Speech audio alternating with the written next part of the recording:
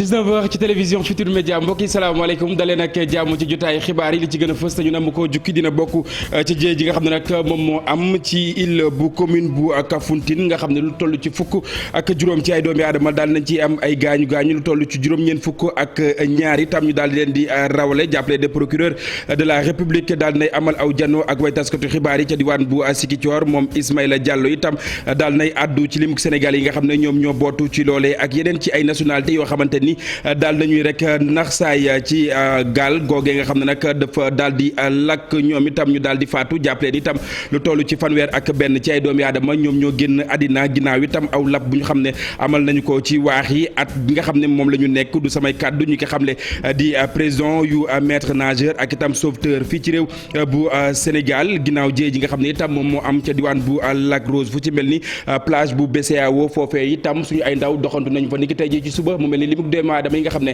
ñoom ñoo fa nekk tax na ko takk lool lu ni mel itam ëlëm ñi nga xam ne ñoom ñoo yëngu ci li nga xam ne nag moom moo di géej gi séance plénière mu ñeel itam débat d'orientation budgétaire ni ki tey jii ci alxames bi di amal itam li nga xam ne jeexitalu fukk ak ñetteel bi législature mu mel ni itam di wax itam li nga xam ne moom moo di à la traite bu Moustapha Niass dinañu amal aw prox ndoll wax ci jëmm ji nga xam ne nag lu toll ci juróom fukki at ak juróom yoo xamante ni nekk na ko ci ay fonction yoo xamante ni daal nay wute fii ci république bu Sénégal fukki at itam boo xamante ni daal na koy def ca bopp assemblée nationale yenn ci ay témoignages yoo xamante ni daañ ko yëkkati jëmale ci ki nga xam ne nag moom moo di Moustapha Niass daañ leen ko digtal ci yële jotaayu xibaar mbokk yi tënk yaa ngoog léegi ma dikk ñu faram fàccee.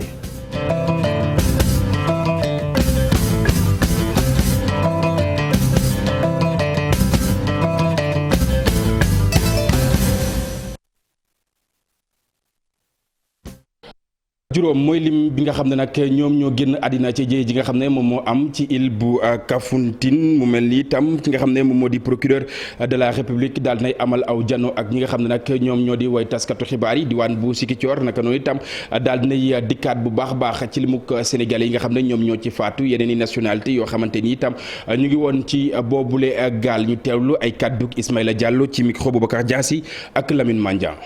bésub 27 juin 2022. ci 7 heures ci suba gendarme yi dañ jotaat beneen information bi nga xam ni dañ doon wax ni dafa am benn gaal boo xam ne dafa amoon ay émigré clandestin boo xam ne dafa diig te diig boobu mi ngi am diggante ilu Ilol ak Kassel ci commune Kafountine gendarme yi ci tàng-tàng bi la ñu dem ci bërëb ba daal di fay fekk 88 personnes ya nga xam ni ñoom ñëpp ci gaal googu lañ nekkoon ñu daal leen sauvé ci biir 88 personnes yooyu fukk ak ñett ci ñoom amoon nañu ay lakk-lakk ci biir nag émigré clandestin yooyu bëggoon tukki dem bitim réew gendarme yi décompté woon nañ ci lu mat 67 ñoo xam ne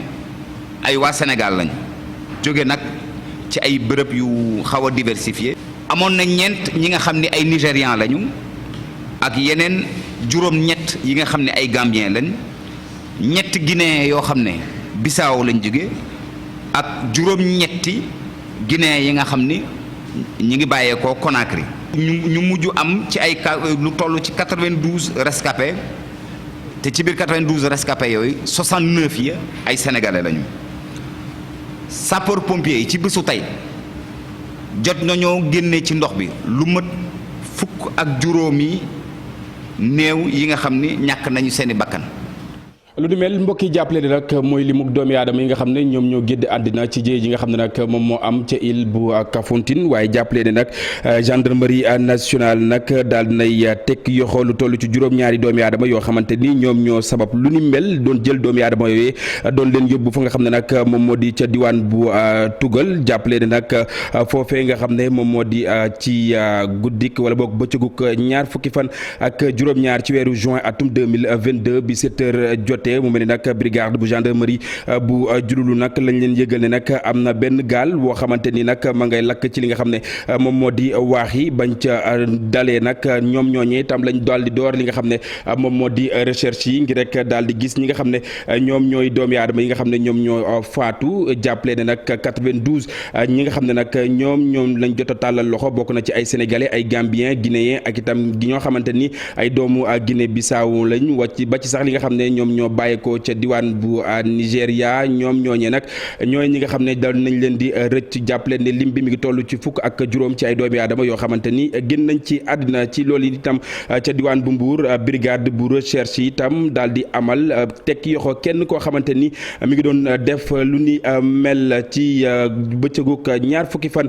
ak juróom-ñett ci weeru juin atum 2022 diwaan bu Mbour daañu ci dikkaat nu mu gën a yaatoo mbokk yi ñu des ba tey ci li nga xam ne moom moo di waax yi jàpp leen lu toll ci fanweer ak benn ci ay doomi aadama ñoom ñoo génn àddina ginnaaw aw lab boo xamante ni amal nañu ko ci waax yi du samay kàddu ñi ko xam le nag di président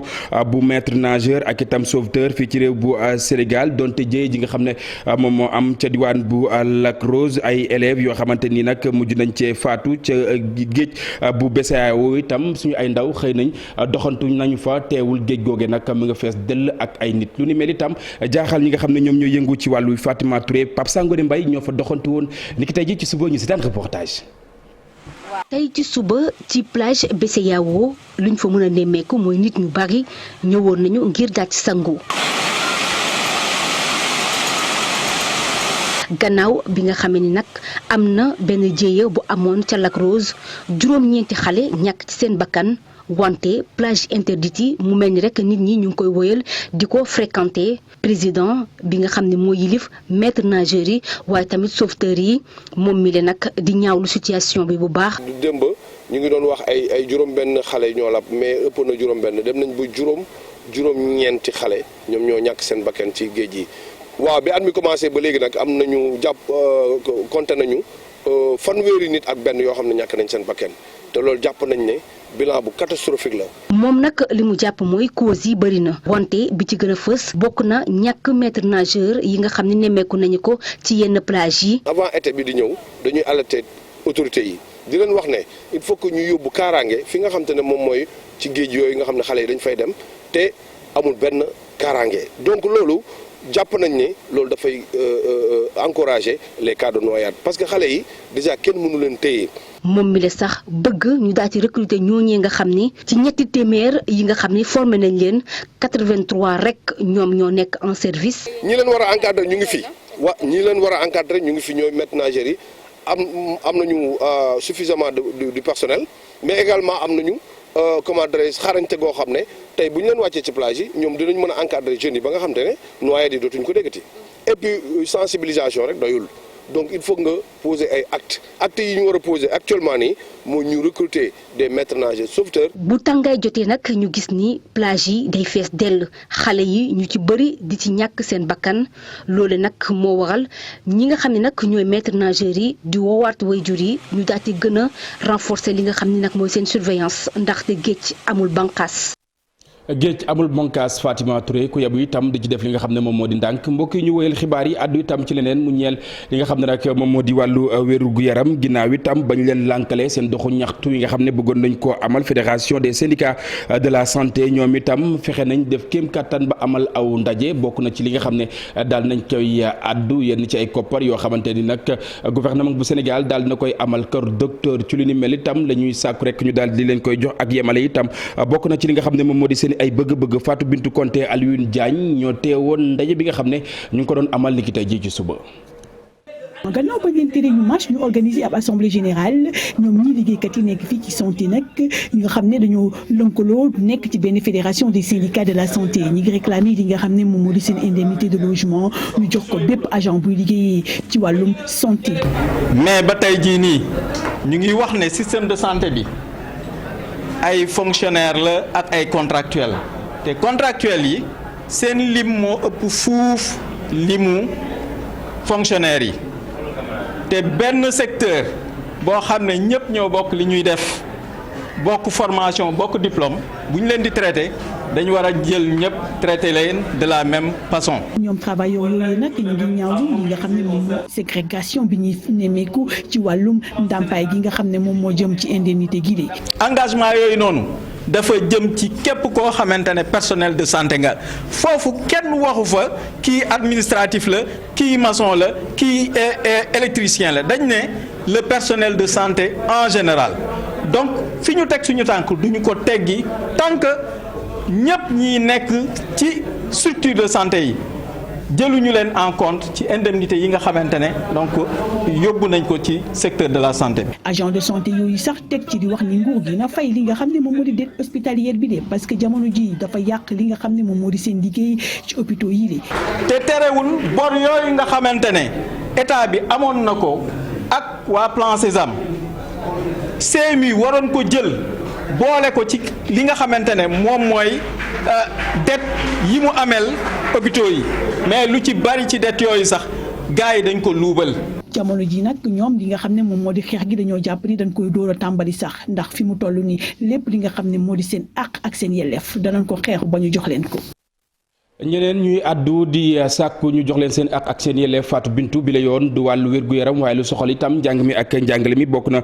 ci rek ñi yëngu ci wàll wi ci université Assane Seck diwaan bu Ziguinchor ñoom itam la ñuy sàkku bokk na ci yenn ci ay heures supplémentaires ñu daal di leen koy fay voyage d'études yi nga xam ne dañ koy faral di am itam naka noonu jàngalekat yooyu nga xam ne ñoom ñoo bokk ca diwaan bu ci SAES Boubacar Diouf moom moo yor seen kàddu ñu teewlu ko ak Boubacar Diassi.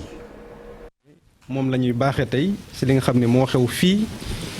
ci université Assane Seck de Ziguinchor te coordination SAES di ko yëkkati. tàmbale ko ci 48 heures ci grève yi nga xam ne non renouvelable ngir laaj li nga xam ne ab moomeelam la. liggéey boobu nga xam ne def nañ ko ci ñaari semestres yi 2020 ak 2021 ñu jox leen seen koppar. heures complémentaires yi ñu ne am na cours yoo xam ne dañ ko def am nit ñi di jànge ci internet loolu tamit kenn fayut leen ñu ne def nañ aussi ay mission jóge fii dem tugal walla nga def ko ci biir réew mi boobu tamit gisuñ dara leneen li mooy ku nekk sooy liggéey da ngay bëgg a avancer sa liggéey avancement boobu nga xam ne am na xaalis boobu tamit li nga xam ne moom lañ war a am amuñu ko gisuñ leen voyage d'études loolu tamit dara mu des leneen loo xam ne am na te ñoo ngi koy naqarlu ba tey mu ne li combaaloo xiiroo ngaayoo fii ci réew bu Sénégal mu ñeel li nga xam ne nag moom moo di lànguk politique bi ñu waxtaanee ci ñi nga xam ne ñoom ñoo féete ci kujje gi di Yewwi Askan Wi ñoom itam donte seen liste nationale titulaire daal dinañ koy dàq liste suppléant bi itam daal dinañ koy valider médiation wu société civile itam bokk na ci li nga xam ne am na loo xamante ni daal dina koy dox ci wàllu woowee ñoom itam daal di ubbi beneen prox ndollu jëmale ci li nga xam ne moom moo di élection législative yi ñu nam amal ci fanweeri fan ak benn ci weeru juillet wi nga xam ne nag moom la ñuy dëgmal Habib Faye Jaafara Ba ci reportage ñu seetaan. ca élection yi jamono ji loole moo di mbébétu Yewwi Askan Wi mi nga xamante ne dalal na ab xel ne ñoom dañu cay dem bu dee sax seen liste nationale titulaire yi dañu ko rejeté seen liste suppléant yi moom dañu ko validé ab waxtaan goo xamante nit waa société civile gi def nañu ko waral na climat politique gi ànd ko dal. mbir mi ñun ñëpp ci nekkoon ak syndicat yi ak Elimane Diouf bu CSA donc ñun ñëpp ñoo bokk boole suñu kàddu waxtaan ak ministre bi waxtaan ak ñi nga xam ne ñooy Yewwi Askan Wi ba vraiment ak li nga xam ne moom la ñeneen ñi def ci kaw ak ci suuf loolu tamit ça a été déterminant pour Yewwi Askan Wi yëkkati tànkam. bu ñu bëggee changement képp ku ñu mënti teg ne na bu nekkee Yewwi rek dañ leen voter bu fekkee waa Yewwi la ñoo bëgg a voter la preuve gis nañ ci élection locale yi ñoo xam ne nekk nañu maire te kenn xamu leen sax seeni gox parce que rek bokk nañu Yewwi donc ñun ñuy voter pour indi changement dañuy voter ak képp ku jàkkaarloo ki nekk ci nguur gi kuñ fa mënti teg. ëllëgug Sénégal ñeel tamit élection yi ñu jëm doon na loo xamante ne ni lëndëm yañ ci doon séntu ma ngay gën di leer bu ñu sukkandikoo ci défenseur droit de l'homme yi ñoom ñi ne sax daañu dajeek bépp coalition nga xamante ne bëgg nga amuk toogu ca pencuk ndaw réew mi. gis nañ ne Ablaye Wade am na benn moment ci histoire am daan na wax ne bu leen policiers yi dóoree sax fayu leen mais dem na ba ci biir mu wax ne eh bien du dox ci ay néew pour yegg ci palais. te yàlla def na yàgg na ci palais te doxul ci néew. segment yëpp a ngi ci su ko defee dañuy dem waxtaan ak coalition yëpp pour ñu am ay élection yu aw yoon ak ay élection yu leer yu sell te tegu ci jàmm waaw ñun ñëpp dinañ leen gis commencé nañu sax woote ti ko pour am rendez-vous yi pour dem seeti leen. bëri na ay kuréel yoo xamante ne jóg xeex ak yelleefug doomu aadama moo leen tax a jóg ñu ci mel ni force vive ñoo booloo ñoom artu nañ ci lépp li nga xamante nit ñeel na droit wu manifester fii ci biir Sénégal ñoom ñooñee bokk na ca la ñuy ñaawlu arrestation yi nga xamante nit amoon na ca doxuk ñaxtu ya Yewwi Askan Wi. Abi Faye séance plénière mu ñeel débat d'orientation budgétaire ni ki tey jii nag ci alxames gi lu ni mel itam muy njeexitalu fukk ak ñetteelu législature bi nekk itam bés yi nga xam ne moom Moustapha Niasse daal nay tàggatoo ak ñi nga xam ne ñoom ñoo di ay naataangoom ci assemblée nationale yi nga xam ne nag booba ak léegi yàgg na mu koy jiite di diriger lépp lu ñeel wàllu séance yi nga xam ne itam moomee lañ ko fay amal doon itam aw prox ndoll woo xamante ni waxtaanee nañu bu baax a baax jëmm joojee ñu dikkaat ci ànd ci Ibrahima Kane ak Mardien.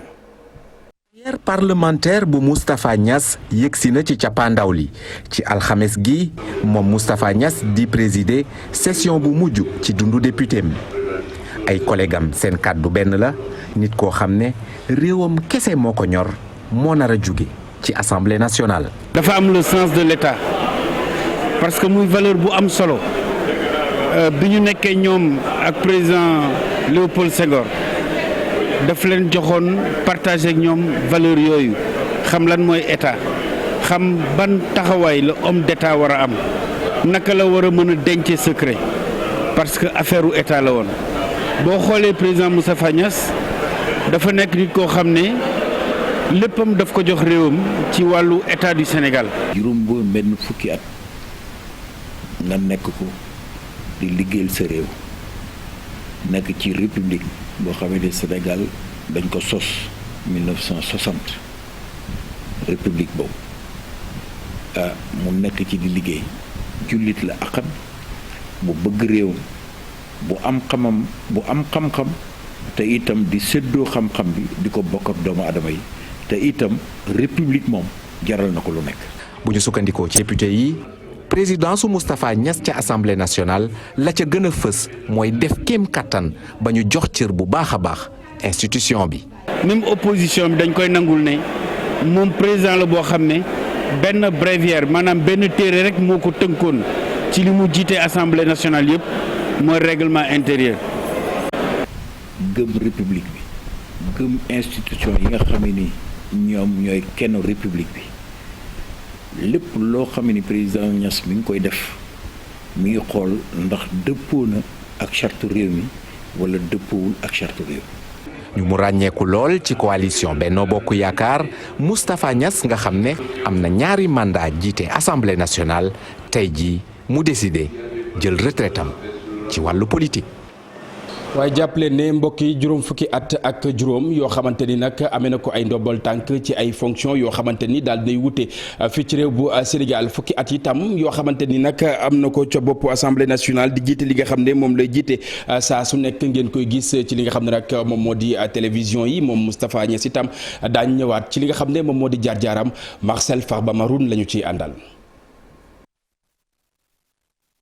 séance plénière bu jot a am tey ca assemblée nationale mooy doon bu mujj bu Moustapha Niasse di nar a jiite moom mi nga xamante ne bokk na ci ñu gën a siiw ci politique u Sénégal particularité mooy dafa daal di liggéey ak ñeenti président yu réew mi daal di jot a am moom Moustapha Niasse mu ngi juddu ñeenti fan ci weeru novembre atum 1939 ca Kër Madiabel atum 1967 la daal di génn major de sa promotion ca école nationale d'administration ex-ENAM balaa ñu ko nommé directeur cabinet bu président Senghor atum 1970 mu toll woon ci fanweeri at. septembre 1979 lañ koy daal di tabb mu nekk ministre des affaires étrangères gannaaw ba mu nekkee lu gaaw a gaaw ministre urbanisme habitat ak environnement ca weeru mars atum 1979 ba léegi mu conservé poste ministre des affaires étrangères ba président Abdou Diouf ñëwee ci nguur gi atum 1981 1983 ñu daal di koy nommé premier ministre waaye naru faa yàgg ndaxte daanaka ñaar fukk ak juróom benn fan kese la fa daal di def balaa ñoo dindi boobulee poste mu toog nag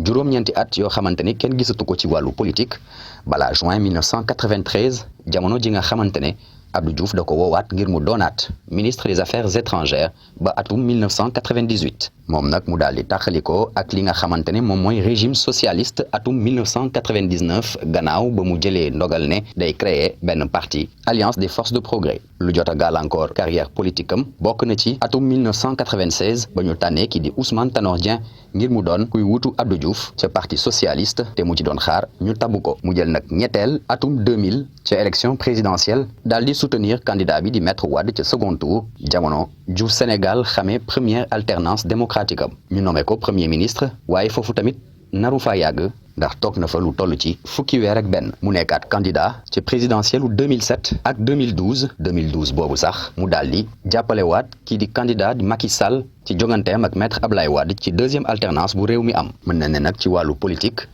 Macky Sall da ko indaalewaat moom mi nga xamante ne jamono ji toll na ci fi 82 ans waaye loolu taxul futur ex-président assemblée nationale moom nee na pareegul carrière politique am comme ni mu ko déclaré tey ci journal Le Soleil laaj gi nag mooy ban rôle lay nar a occupé gannaaw bu mu defee juróom fukki at ak juróom ci kaw institution yu bëri. Assemblée nationale amal dernière session unique ordinaire ni ki tey ji ci suba ci li nga xam ne nag moom moo di alxames gi doon aw prox ndoll woo xamante ni ñi nga xam ne ñoom ñoo teewal askan wi ca pencum ndaw réew ma yenn ci loo xamante ni seen i bëgg-bëgg la rawatina jafe-jafe daal nañ koy teg ci taabaluk jëruñ ji nga xam ne moom lañ dénk wàllu finance doon itam aw prox ndoll woo xamante ni député yi nga xam ne nag ñoom ñoo féete ci diaspora bi ñu amal aw xayma ci seen soobu ci fukk ak ñetti législature bi ñu ci ak Alxasan Ba Youssou Baro lañ jukkee foofee nga xam ne moom moo di ci assemblée nationale. ndaje wi nekk na occasion ñu teg doléance yi waaye itam ministre des finances tontu ci li nga xamante ni moom mooy seen préoccupation session unique bi nekk itam mujjantal bi bu fekkente ni amul lu extraordinaire mu nekk occasion ñu def xayma ci liñ jot a def ak nguur gi. ki nga xam ne mooy njiitum réew muy le président Macky Sall dañoo gis ne dafa am vision ci vision boobu noonu mu indi action ci action boobu mu indi ay réalisation yu palpable mu am bilan bu am solo boo xam ne teg na ko tey jii bu ñuy seet li nga xam ne mooy souveraineté budgétaire yegg ñu sa toll cap boobu la ñuy maintenir ba tey bu ñuy xool sunu santé financière alhamdulilah tey bu ñuy xool progrès yi nga xam ne tey réalisé nañu ko tax nañu am li nga xam ne mooy espoir. Olof Ndiaye nag moo ne xalanku dajul suuf nit mënoo xëy ci àddina lépp matandoo à la fois mais ku ne xam na ne def na ay jéego yu mag ci biir Sénégal. député yi ñoom nekk ñu njëkk ñi nga xamante ni ñoom ñoo fi toogal waa diaspora jamono ji xol ak xel bu dal la ñu amee ci li nga xamante ni jot nañ ko def ngir jàppale waa diaspora. ñun ñii di wax ak yéen tey man ak sama ñaari collègues yi fi nekk ak yeneen députés yi 15 députés yoo xam ne ñëw nañ fii donc tey jii dañu sant yàlla donc def nañ liggéey bi autant que faire se peut lépp loo xam ne biñ fi ñëwee durant ces 5 ans là taxawoon nañ Sénégal yu nekk ci diaspora bi def liggéey bi. dafa am ay jafe-jafe wante nag c'était un défi bi nga xam ne dañ ko waroon relever et je pense que def nañu lu ñu mun. yeneen député yi nga xamante ni daañu ñëw bokk ci fukk ak ñeenteelu législature bi mën na am jafe-jafe yi nga xamante ni ñoom jànkonteel nañ ko duñ ko gis lu ñuy def rek mooy yeggali li nga xamante ni jot nañ ko def ci jéego. parce que bëgg nañu tey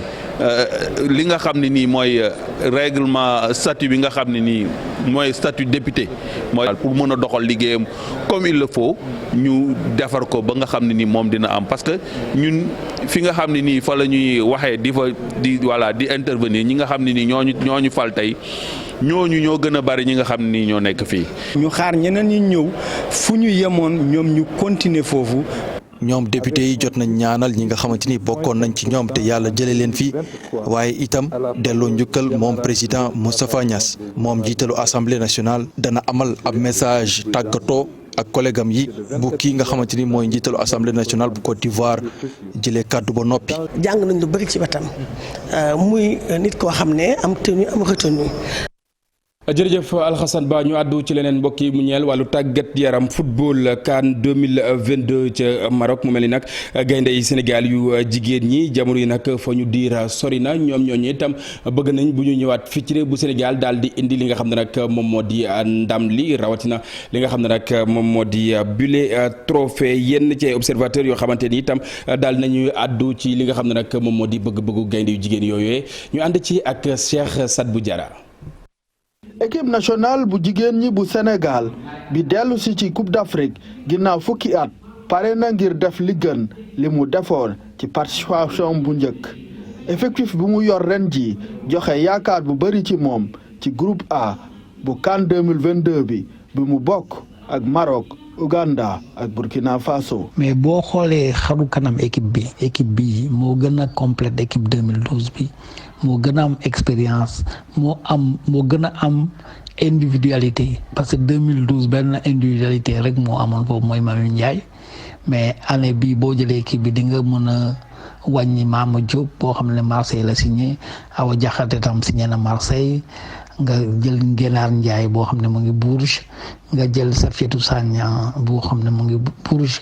yaa ngi am ay xale itam fii yu nekk Dakar fii ñoom Absatou Malado Diallo ñoom Abi Baldé ñoo xam ne joué nañ ay match yu bëri joué nañ ay éliminatoire CAN éliminatoire coupe du monde donc équipe bii moo gën a am taxawaay que équipe 2012 bi. gaynde yi amal wàccaay bu am solo jëlee ci benn nërmeelu kepp ci ñeenti jongante am na yéene bokk ci ñetti équipe yi raw mu doon lu mën a nekk. le premier objectif Sénégal mooy dem deuxième tour gagner match dem deuxième tour boo xoolee suñu match bu suñu ñaari match amicaux yi ñu def contre Cameroun boo xoolee match boobu da ngay ne Sénégal mun dem carré d'as. équipe nationale jigéen ñi bu Sénégal nekk ci Maroc jamono ji dina door compétition wam dibéer digganteem ak Ouganda su ci jógee laale ak Burkina Faso talaata jeexalee digganteem ak Maroc aljuma. jërëjëf Cheikh Sadbou Diarra ñu sant ko bu baax a baax gërëm ko mbokk yi itam naka noonu waxtu yokkati jotaay jot na léegi ak rédaction bu télévision Futur Média lu mooy loolee itam des leen di wéy ak programme TFM jaa ngeen jëf mbokk yi ñu fanaan jàmm.